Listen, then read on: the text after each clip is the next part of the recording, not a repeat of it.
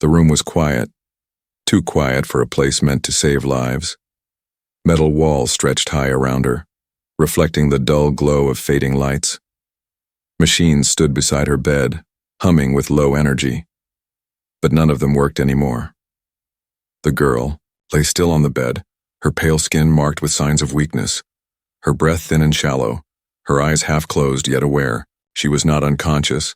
She was listening. She was waiting. Doctors had been there hours ago. They came with quick steps, checked her pulse, spoke in their cold language, and then made their decision. They said her body could not be healed. They said her illness was stronger than any medicine they had. Their words were like knives, cutting away the last thread of her hope. They turned off the stronger machines, one after another, as if shutting down her chances of life. Then they left, not even looking back, leaving her in that silent room of abandonment. She could still hear their voices in her mind. Hopeless case. Not worth the resources. She will not last till morning. Every word echoed inside her chest. Her hands trembled on the thin sheet that covered her. She wanted to scream, to tell them she was still alive, that she could still feel pain, that she could still hope. But no sound came from her throat. Only her heart beat on, soft yet stubborn, refusing to give up. The corridor outside was silent. Footsteps faded long ago. The hospital had many patients, but none of them were placed here in this forgotten wing. This room was for those they had given up on, those they considered lost. She knew what that meant. They had left her to die alone. Her eyes moved to the ceiling above her, where dust clung to the corners. Every second felt like an hour. Her body was heavy, but her mind was screaming. Memories of her family came, faces of people who had once smiled at her, voices that had once called her name. She tried to hold those memories, but they slipped away like sand. Fear grew in her chest, fear of the endless dark that was waiting. Then she heard something, a sound she did not expect. A slow step, heavy and different from the doctor's. The sound of boots, not the soft shoes of healers. Her weak eyes shifted toward the doorway. At first there was only shadow. Then a figure appeared, tall, broad, moving, with caution. It was not one of her kind. The face was different, the shape of the body different, the smell of the air around him different. She realized with shock it was a human. Humans were rare here, treated as workers, laborers, people who fixed machines or carried heavy loads. They were never allowed in medical halls. Yet here one stood, in the doorway of her death room. He stopped, his eyes locking on her fragile body. His gaze was not cold like the doctor's. It was sharp yet alive, filled with something she could not name. He looked at her not like an object, not like a lost case, but like a person who still mattered. Her lips parted, her voice barely a whisper. "They left me." The human stepped closer, each movement careful as if afraid of breaking the silence.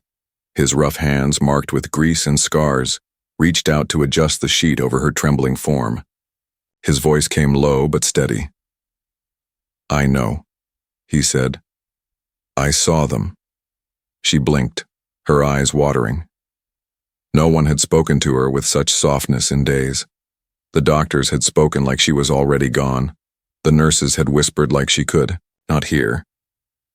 But this human spoke as if her life still mattered. He sat down beside the bed, his face close enough for her to see the lines of exhaustion carved on his skin. He was not a doctor, not a healer, but there was something stronger in him, something that did not accept defeat. "Why are you here?" she asked weakly. His answer was simple: "Because you are still breathing, and that is enough." Tears welled in her eyes. No doctor had said those words. No one had told her that being alive was enough to fight for. For the first time since they abandoned her, she felt a spark inside her chest. The human looked at the broken machines, then back at her. His jaw tightened, his eyes hardening with resolve. He knew the risk. He knew he was not supposed to be here. Yet his presence said only one thing. He was not leaving her behind. The girl's body was weak, but her heart beat faster. For the first time in many days, she felt she was not alone. She felt a thin thread of hope rising again, fragile yet bright. The room was still silent. But now, the silence was different. It was no longer the silence of abandonment. It was the silence before something began, the silence before a storm of change. And as the human placed his hand gently over hers, she understood. The doctors had left her to die, but fate had sent someone else. Someone who looked at her not as hopeless, but as worth saving. Someone who might just change everything. The human sat beside her, his rough hands folded together, his eyes fixed on the weak rise and fall of her chest. He was not supposed to be here. This place was guarded, restricted to doctors and nurses only. Humans were workers, pushed into lower levels of the hospital where machines were repaired and heavy labor was done. They were not healers. They were not trusted with the sick. Yet here he was, inside a ward where she had been abandoned. His name was Ethan. Among his own kind, he was quiet, a man who spoke little and worked much. He had always stayed in the shadows, fixing wires, carrying parts, cleaning broken halls. But tonight something had drawn him upward. A sound, a feeling, maybe only instinct. He had followed the echo of silence until he reached her door. Now that he saw her, lying between life and death, he knew why he had come. The alien girl opened her eyes again, trying to study his face. She had seen humans before. Always tired, always under command, never free. Yet this one looked different. His dark eyes burned with a strange light. His expression carried no fear of rules, only concern for her. "You should not be here," she whispered. Her voice cracked like dry leaves, yet her words were clear. "I know," Ethan replied, his tone steady. "But I am here now." He leaned closer, adjusting the thin blanket around her. Her body trembled from weakness. The doctors had stopped feeding her medicine days ago. He could see the small tray of unused injections thrown carelessly in the corner. To them, her life was already over. Her breathing was shallow. "They said I will not live." Ethan's jaw tightened. "They are wrong," he said. "You are still alive." For a moment, silence hung between them. She studied him with weak eyes, as if trying to believe his words. No one had spoken to her like this. No one had challenged the verdict of death. Ethan stood, his boots tapping softly against the floor. He walked to the cabinet, opened drawers, searched for anything that could help. Most of it was empty. The room had been stripped of resources. He cursed under his breath and looked back at her. Her fragile body sank into the bed, but her eyes followed him, desperate and afraid. He returned to her side. "I will come back," he said. "There are supplies in the lower decks." "I know. Where to find them?" "You will be punished," she whispered. "Maybe," Ethan answered, "but not tonight." Her lips trembled, forming a faint smile. It was the first sign of life he had seen on her face. She wanted to believe, even if the belief was small. Adjusted the pillow beneath her head, making her a little more comfortable. Then he stepped back toward the door, but paused. His hand rested on the frame as he looked back at her. "Hold on," he said. "I will not let you go like this." The door closed behind him, leaving her once again in the silent room. Yet the silence felt lighter. She had been abandoned by her own doctors, but now a stranger had chosen to fight for her. She clutched that thought like a fragile light in the dark. Hours later, Ethan returned. His steps were quicker, his breath heavy. He carried a small metal box, stolen from the supply lockers of the lower wing. Inside were vials, bandages, and a few tools not meant for healing, but close enough. He placed the box on the table beside her bed, his hands moving with clumsy but determined care. "This may not be perfect," he said, "but it will keep you alive." He cleaned her skin with trembling fingers, tied cloth around her arm, and injected a small dose of medicine. She winced but said nothing, her eyes locked on him as if he was her only anchor. "You are not a doctor," she whispered. "No," Ethan replied. I am human. There was no arrogance in his words, only quiet strength. He knew little of advanced medicine, yet he knew life was worth fighting for. For the first time in days, warmth spread through her veins. The medicine was weak, but it was something. Her breathing steadied a little. She felt her body respond, tiny sparks of energy waking inside her chest. Ethan leaned back, his face lined with exhaustion, but his eyes alive. He had crossed the line. If the doctors discovered him, punishment would be harsh. Yet none of that mattered. He had seen her eyes, and he could not walk away. "Why are you doing this?" she asked softly. "Why risk yourself for me?" His answer came slow, but firm. "Because no one deserves to be thrown away. Not you. Not anyone." She closed her eyes, tears sliding down her temples. For the first time since her abandonment, she felt the touch of hope. It was fragile, but it was real. Ethan remained through the night. He watched her. He whispered small words to keep her awake. He checked her breathing every hour. The hospital outside carried on with its cold rhythm, but inside this room something had changed. She was no longer alone. And though Ethan knew the danger was only beginning, he also knew this. He would rather stand against the entire system than watch her fade away. The doctors had left her to die, but he had chosen differently. He had chosen to fight. The nights grew longer, yet Ethan returned again and again.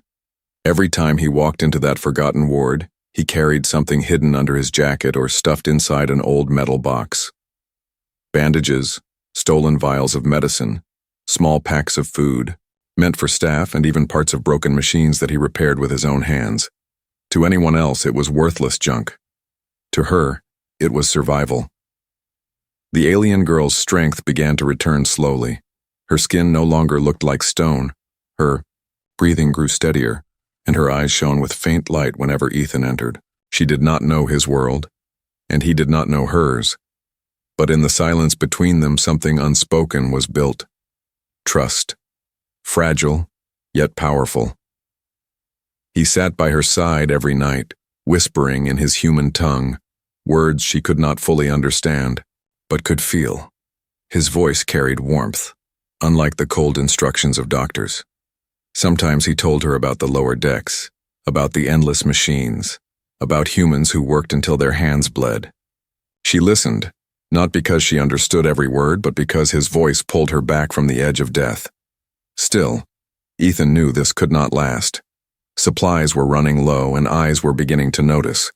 Guards were strict. Cameras lined the halls, and workers were questioned when anything went missing. He had to be clever. He had to break the boundaries that caged them both. One night he entered with grease covering his hands, his clothes torn from climbing through vents. He placed a small device on the table, a breathing module he had stolen from a repair station. It was not built for her species, but Ethan had adjusted the wires, reshaped the mask, and prayed it would fit. "Try this," he said gently, placing it near her face. She looked at him with fear. "Will it hurt?" "No," Ethan said. "It will help you breathe." With trembling hands, she lifted the mask and pressed it against her skin.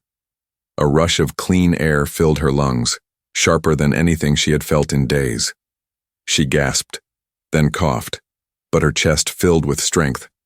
She looked at Ethan with wide eyes, and for the first time a soft laugh escaped her lips. Ethan smiled. He had fixed engines and wires all his life, but tonight he had fixed something greater. A life. But whispers were spreading. Nurses spoke of missing equipment. Guards grumbled about strange shadows in the halls. Someone had seen a human near the upper decks where no human should be. Questions were being asked.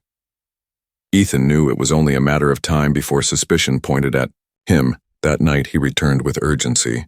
He placed food in her hands, guided her to eat though she was weak, and looked her in the eyes. "They will come soon," he said. "They will find out." Her body stiffened. "What will happen to you?" "Punishment," he answered calmly. "But I am not afraid." Tears filled her eyes. She gripped his wrist, her fingers thin and shaking. "Why do you care? I'm not your kind. I am nothing to you." Ethan leaned closer, his voice steady but sharp. You are not nothing. You are alive, and that is everything. Her heart pounded at his words. For the first time in her life, someone had looked past her weakness and seen value. The doctors saw only failure, but Ethan saw a life worth saving. That night, Ethan took a greater risk. Instead of sneaking in through hidden paths, he walked boldly through the maintenance corridors, carrying medicine under his coat. He moved with the confidence of someone who belonged, even when he did not. Guards glanced but said nothing. Workers looked up, but none dared stop him. His quiet defiance broke the invisible wall that separated humans from healers. He entered her room, his steps firm. They cannot stop me, he said. Not as long as you still breathe. She looked at him, her chest rising with stronger breath, her body no longer just bones. You are different, she whispered. Different from all of them. Ethan shook his head. No, I am only human, but sometimes that is enough. Days passed. Her strength grew. She could sit upright. She could eat without trembling. She could even smile faintly when Ethan told stories. But danger pressed closer. One evening, as Ethan left her room, he heard voices around the corner. Missing supplies again, a guard muttered. Too many times, another said. Someone is stealing. Ethan froze, his back pressed against the cold wall. He waited until the voices faded, then slipped back to his quarters. His heart was pounding, not from fear for himself, but for her. If they discovered what he was doing, she would be taken away again, locked into death with no escape. The boundaries of rules of walls of fear were all closing in, but Ethan had already chosen. He would not let them take her again. Every night he risked more. Every night he brought something new. Every night he broke another boundary. And with each step, the bond between them grew stronger. She was no longer the girl abandoned to die. She was the girl kept alive by one man's refusal to accept defeat. And Ethan, the human who should not have been there, was becoming something far greater than a mechanic. He was becoming her only shield against a world that had given up on her. The hospital was never quiet anymore. The hum of machines, the patrol of guards, the sharp voices of doctors filled the air like an endless warning. Ethan had known from the start that his secret would not stay hidden forever. Now the signs were clear. Whispers spread faster, supplies disappeared too often, and strange footprints were found in places where no one should have walked. The system was waking, and the hunt was about to begin. That night, Ethan entered the ward later than usual. His chest rose and fell with urgency as he pushed open the door. The alien girl lifted her head weakly, her eyes filled with worry at the sight of his tense face. What is wrong? She asked in a faint voice. They are searching, Ethan replied, his tone low and sharp. The guards know someone has been taking supplies. They are closing in. It will not be long before they come here. Her heart tightened. She had just begun to live again, just begun to breathe without pain, and now the threat of losing everything returned like a shadow. Ethan moved quickly around the room, gathering what little he had left. Bandages, small bottles, the breathing module he had built with his own hands. He stuffed them into a worn satchel and looked at her. You cannot stay here, he said firmly. They will take you. They will lock you away again, and this time no one will fight for you. We have to leave. Her body trembled. She could barely walk without his support, yet the fire in his eyes told her there was no other choice. She nodded slowly. Ethan lifted her into his arms. She was light, too light, her bones pressing against his chest. He held her carefully, determined not to let her fall. The door creaked as he pushed it open, stepping into the long corridor of shadows. The chase began the moment they left the ward. Lights flickered above, casting their silhouettes against steel walls. Alarms had not yet sounded, but the air was thick with danger. Ethan knew the paths well. Years of working in the lower decks had taught him every hidden passage, every forgotten stairwell. He moved swiftly, his boots echoing softly, his heart racing like a drum. Behind them voices rose, a pair of nurses, had found the empty bed and sounded the alarm. The echo of boots striking the floor filled the halls. Guards were coming. "Hold on to me," Ethan whispered. She pressed her weak hands against his shoulder, burying her face against his neck. She could hear his heartbeat, strong and steady, a rhythm that gave her courage. They reached a locked door, guarded by a panel that required a doctor's handprint. Ethan set her down gently against the wall, his fingers moving quickly to pull wires from the panel. Sparks flew as he worked, sweat dripping down his forehead. The footsteps behind them grew louder. "Please hurry," she whispered. The panel clicked. The door slid open. Ethan grabbed her once more and slipped through, pulling the door shut behind them. They were inside a dark service tunnel, narrow and damp, the smell of oil filling the air. But the guards were not far. They shouted orders, their lights sweeping across corridors, their weapons ready. Ethan moved faster, his breath heavy, his muscles burning from the weight of carrying her. Yet he did not stop. "They will catch us," she said weakly. "Not while I can run," Ethan replied. His voice was steady, yet inside he felt the crushing pressure of time. He had no plan beyond escape, no safe place waiting. But he knew one truth. He would rather face every guard in the city than return her to that bed of death. They turned corners, climbed down ladders, and passed through abandoned maintenance halls. Every step echoed with risk. Behind them, the alarms finally screamed, red lights flashing across the walls. The hospital was in full lockdown. The hunt was no longer silent when it was a storm. At one point, Ethan stumbled, his knee striking the hard floor.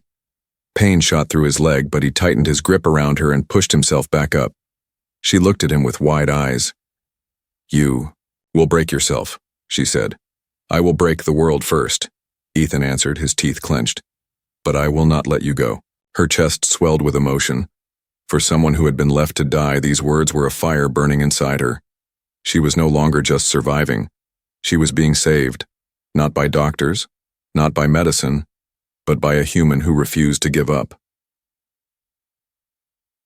The tunnel opened into a vast chamber filled with pipes and shadows.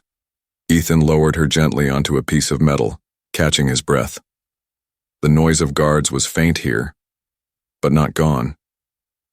"They will not stop," she whispered. "Neither will I," Ethan said. He looked around the chamber, his eyes searching for another exit. Somewhere above he could see a faint shaft of light through a broken vent. It was narrow, dangerous, and high, but it was a way out. Ethan rose, his face set with determination. "We are leaving this place tonight." The girl's eyes filled with tears, not of fear but of hope.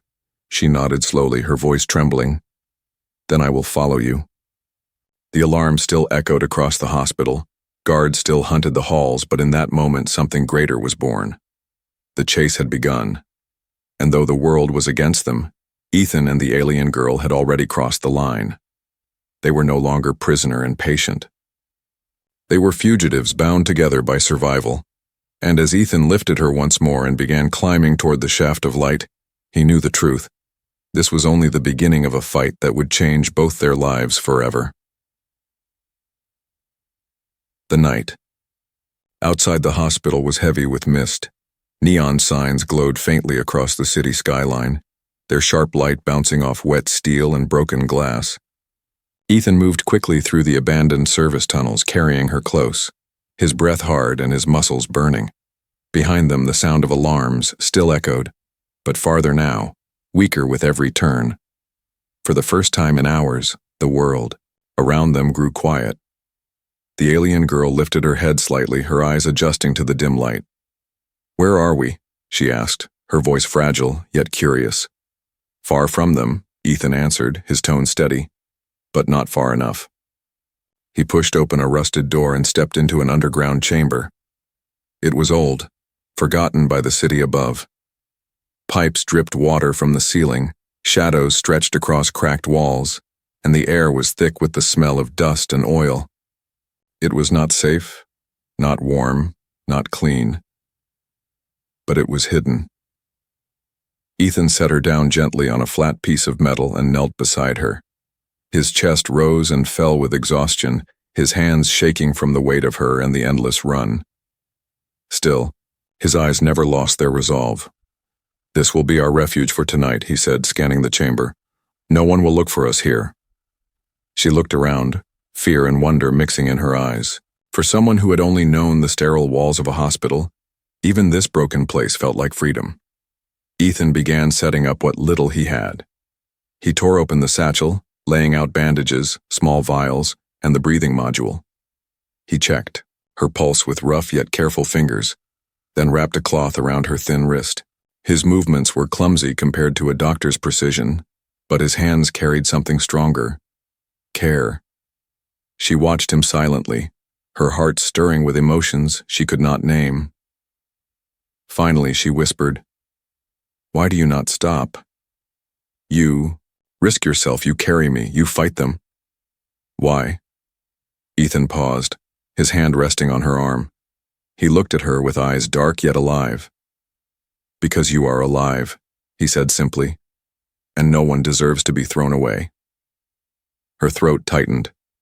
Those words echoed inside her, pushing back the memory of doctors turning their backs on her.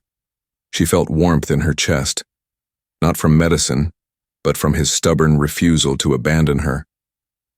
The chamber was cold. Ethan gathered scraps of cloth and metal, arranging them into a rough shelter. He struck 2 pieces of wire together, sparks falling until a small flame caught inside a broken canister. It flickered weakly, casting a warm glow across their faces. She reached out her thin hand toward the flame, feeling its warmth. For the first time since her abandonment, she was not surrounded by silence and death. She was in the company of someone who believed she still mattered.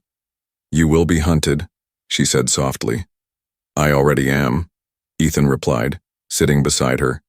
"But I will not stop now." Their eyes met in the dim light.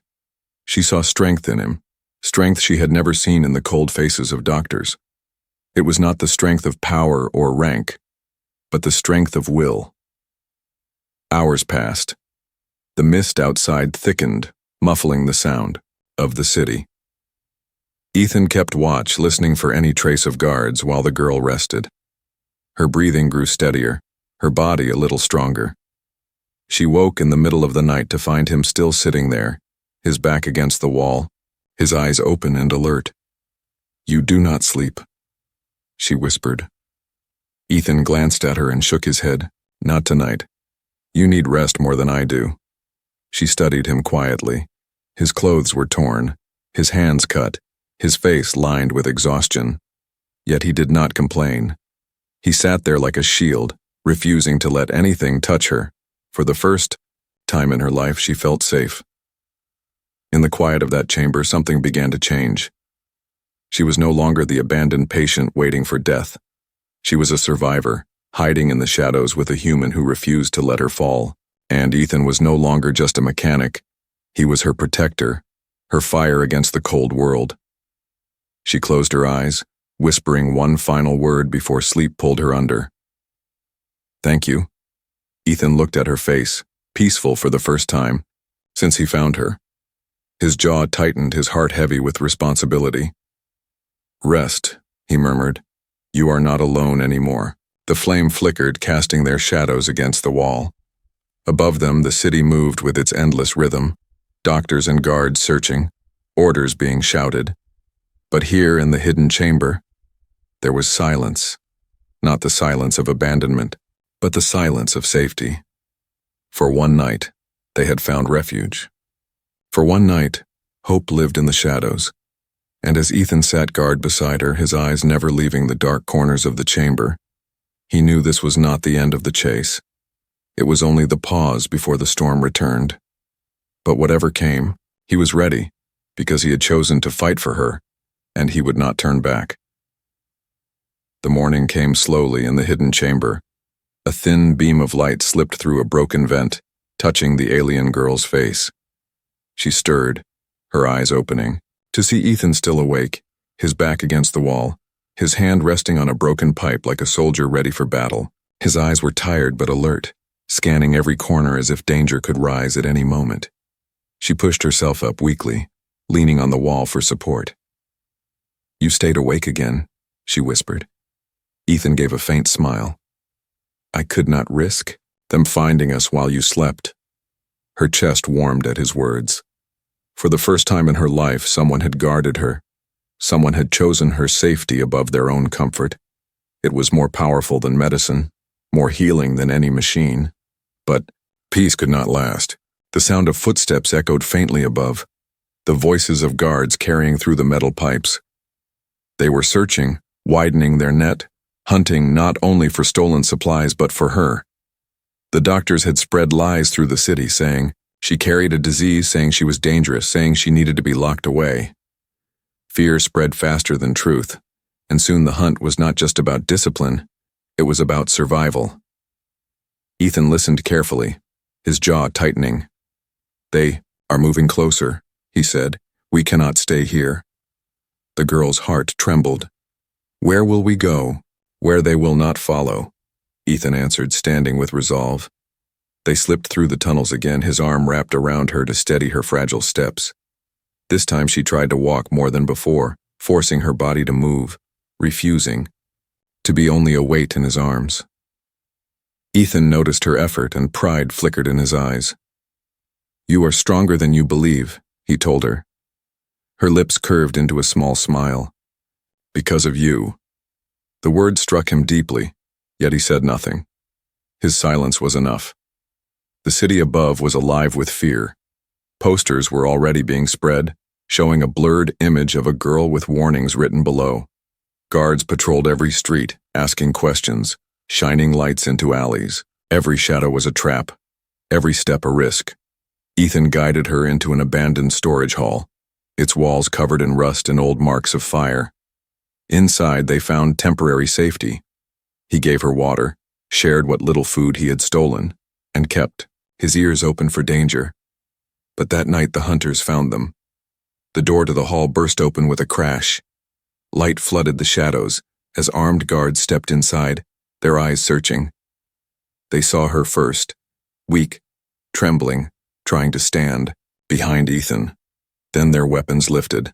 "Step away," one of them shouted. "She is infected. She must be taken." Ethan moved in front of her, his body blocking their line of fire. His voice was sharp, filled with fire. "She is not infected. She is alive." The guards laughed coldly.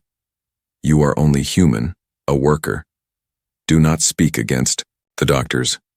"I speak because you are wrong," Ethan growled. "You left her to die, and yet she lives. Look at her, she walks, she breathes, she is not what you say." The girl stepped forward, her legs shaking but her eyes fierce. "I am not a disease," she said, her voice breaking but strong. "I am more than what you abandoned." The guards hesitated. For a moment, doubt flickered in their eyes. But orders were orders, and they moved closer. Ethan grabbed a broken pipe from the floor, holding it like a weapon. He stood tall, his body tense with defiance. "You will not take her," he said. "Not while I live." The guards lunged. The fight exploded in the dark hall. Ethan swung the pipe with all his strength, striking one guard across the helmet. The man stumbled, his light crashing to the ground. Another guard rushed, slamming into Ethan's side. Pain shot through his ribs, but he did not fall. He pushed, back, his fists landing hard, his body fueled by fury. The girl cried out, but she refused to hide. She grabbed a loose shard of metal and struck at a guard's leg, her weakness forgotten in that moment of fire. The guard cursed and staggered, giving Ethan space to strike again. The hall became a storm of struggle, steel against steel, shouts and cries echoing. Ethan fought like a man possessed, not for glory, not for himself, but for her. Every blow he gave was a promise. She would not return to that bed of death. At last the guards fell back, wounded and gasping. One of them shouted into his comm, calling for reinforcements. Ethan pulled the girl close, their breaths heavy, their bodies shaking with exhaustion. "They will bring more," she whispered. "Then we move," Ethan said, his voice like steel. "We move until they cannot follow." They fled once more, slipping into the dark veins of the city. Behind them, alarms rose again, hunters spreading like fire across the streets. But this time something was different. The girl no longer walked with only weakness, she walked with fire in her eyes. She had been abandoned, but now she fought, and Ethan, battered and bleeding, carried a fire of his own. Hope had turned into resistance, resistance into battle. Together they were no longer prey. They were survivors burning against the darkness. The hunt was not over. It was only growing, but so was their strength. The city was alive with chaos. Sirens screamed across the towers, lights scanned the streets, and guards spread through every corner like a wave of steel. Ethan and the alien girl moved through the shadows, their bodies broken but their spirits burning. They had survived the chase. They had survived the fight, yet the battle was far from over. The tunnels carried them upward until they reached the edge of the industrial zone. Ahead lay the open outskirts, a place where the city ended and the wastelands began. It was dangerous, wild, and without order, but it was freedom. Ethan paused at the edge of a broken platform, helping her sit while he scanned the horizon. The rising sun painted the sky with deep gold, cutting through the smog and mist. For the first time since their escape began, light touched their faces. She looked at the horizon, her chest rising with steady breaths. "We are so close," she whispered. "Yes," Ethan said, his voice steady. "Closer than they will ever allow us to be." Behind them, the echo of boots returned. Guards had followed, their weapons ready, their shouts cutting through the air. Ethan clenched his fists around the broken pipe he still carried. His body was weak, his wounds burned, yet his eyes did not waver. "You must go," he told her. "I will hold them back." Her heart stopped. "No, I will not leave you." "You must," Ethan said firmly. "You are the reason I fought, the reason I broke every rule. Your life is proof that they are wrong. You must survive even if I fall." Tears filled her eyes. She shook her head, her voice trembling yet fierce. "No, Ethan. I was abandoned by my own people.